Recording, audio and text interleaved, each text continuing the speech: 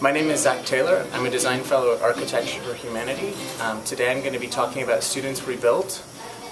Students Rebuild mobilizes young people to take action, connect, and learn more about critical global issues. You can learn more at studentsrebuild.org. Hope you enjoy the presentation. Well, welcome everybody to today's Design Open Mic. Today we're really excited to have Zach Taylor, who's one of our design fellows, working on the. That's right. So before I get talking about Students Rebuild, I want to give a really brief introduction to who I am. Thankfully, I'm so young, there's not much to say. 2011, I joined AfH as a design fellow after I finished my master's degree in urban planning at the London School of Economics. The year before, I graduated from UC Berkeley. I studied planning and poverty alleviation. I think my big introduction to design as a tool for poverty alleviation came in 2009 when I joined a year-long slum upgrading project and acted as a housing and infrastructure planner in Nairobi and took trips there. In 2007, as recently as that, I was a high school geek loving architecture in Florida. I think a lot of us in the office don't have a sense of what Students Rebuild is, and I want to give a little bit of an introduction and give you a sense of what it is. In short, the mission is to mobilize young people to connect, learn, and take action on critical global issues. It's an initiative of the Bezos Family Foundation, one of our close partners. The way it works is that there's one challenge open at a time and two target audiences simultaneously. One is students, who we want to provide relevant and direct calls to action so that they can take action on critical global issues. The other is educators. We want to provide compelling educational opportunities for them to bring into the classroom for their students. So a little bit about how a challenge works. So this is not official. This is the best way I can explain it to someone. There's a cause, creativity, plus a connection for young people creates the change. So the cause would be a pressing global issue requiring urgent action, a disaster, famine, displacement in a country. The creative aspect would be a means for kids to make a positive impact. So for Haiti, we had kids host a rock concert. For Japan, we asked them to fold a paper crane. Now we're asking them to make bones. I'll talk about that in a second. Then there's the connection aspect. It's not just a fundraiser, it has to be a learning opportunity. So we have webcasts, video conferences, Transmedia, we're active on Facebook, Twitter, Pinterest, Tumblr, every platform you can possibly think of to leverage to get this story to young people. And then change. What kind of measurable outcome can we come up with? Whether that be new schools, vocational programs, or urgent relief. And I want to just note that for me, creativity is not just, you shouldn't think of it as an artistic statement or a design statement. I think it's thinking seriously about the talent, intelligence, and leadership potential of young people. And that's what we're really interested in mining. I want to give you a quick overview of the previous challenges. The first pilot challenge was the Haiti Schools Challenge. Our goal was to raise money to rebuild schools following the 2010 earthquake in Haiti. We challenged teams to come up with a fundraising strategy and implement it. We asked them to aim to raise $2,500 for Haiti, and we provided support along the way, however they could. Some schools ended up hosting rock concerts, dances, bake-offs, all sorts of ideas. All told, we had 3,400 kids on 125 teams raise $680,000, or generate it in one way, shape, or form. And that allowed us to build 5 new schools here at Architecture for Humanity. We were the implementing partner. And here's a picture of Manui. Everyone knows it, right? Good job. Thanks you, Eric.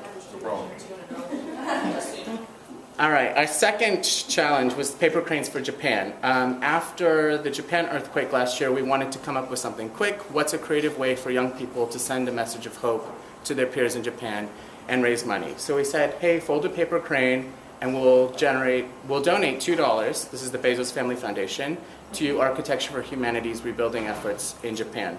The response was overwhelming. It was 2 million paper cranes. We didn't expect that.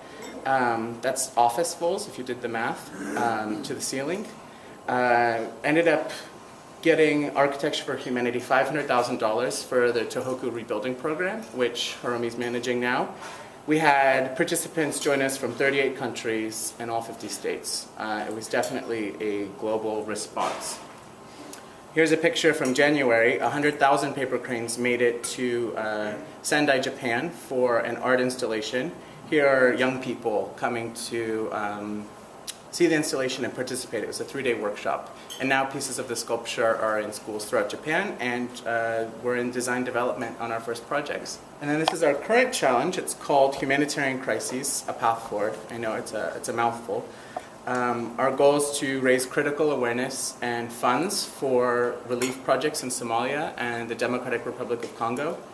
The challenge is for young people to craft a handmade bone and trigger a $1 donation for CARE International's efforts there. We're working with the 1 Million Bones Project, which is an arts installation effort. The goal is to put 1 million handmade bones on the National Mall next spring. Right? So have young people create them as a sort of a visual and visible protest to ongoing humanitarian crises. We hope that for every bone we collect, $1 is donated to CARE, up to $500,000. And we're aiming for 1 million bones. And here's a picture from Henry Ford Academy for Creative Studies in Detroit, Michigan. They had a great event. They made 2,000 bones laid out here. This is their mini installation, so we want 1 million of these on the National Mall next year, and all of the participating students, about 300 of them. So how does this happen? How do we get people from all over the world to do this? There's so many ways to go about it, so many ways to get people involved. The first way is probably through educator hooks, toolkits, curriculum, creating visible opportunities for youth leaders, right? Like profiling them, getting them in the national media. We've worked with the New York Times, national outlets, local media when we can. We encourage participants to issue press releases, and we support them in that. Of course, our interactive programming and dialogue is really attractive to educators who want to be able to plan curriculum lessons in the classroom.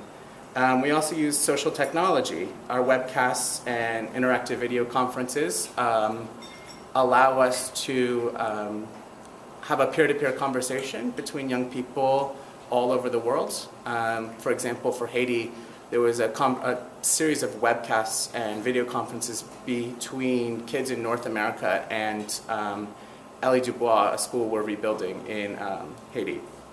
We also have transmedia platforms, like I mentioned, Facebook, YouTube, Pinterest. We're always packaging and repackaging material so that it gets out to as wide an audience as possible, particularly a youth audience. And then, of course, the storytelling element, our blogs, our partnerships with implementing partners like CARE, and so on. And then we do a lot of old school outreach. For example, this weekend, there's going to be 36 events in 34 states as part of our Road to Washington campaign for the 1 Million Bones Project. So there'll be installations in 36 cities this weekend. Anywhere from 1 to 8,000 bones made by young people. And it's signed up, ready to go. It's really exciting. Increasingly, Architecture for Humanity chapters are playing a role in this. Architecture for Humanity New York in 2 weeks is holding an event at Brooklyn Tech, and we hope that about 200 architecture students will make 1 bone for each student in the school. That's 5,400 bones. Our Toronto chapter wants to do an event, and maybe San Francisco, so the momentum's building.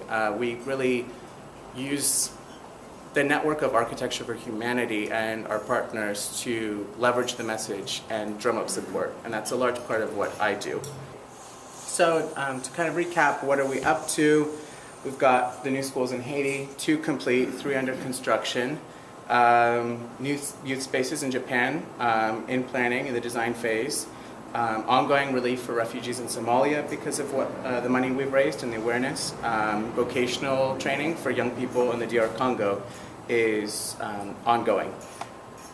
So the question is, what next, where next, who next? It's an open door. There's a lot of opportunity. We're designing the next challenge. And if I can be frank, I think Architecture for Humanity needs to bring a lot of vision to that challenge, right? There's a lot of opportunity for us to involve our own work, but also to use design thinking to encourage young people to see how they can make a critical contribution to the world.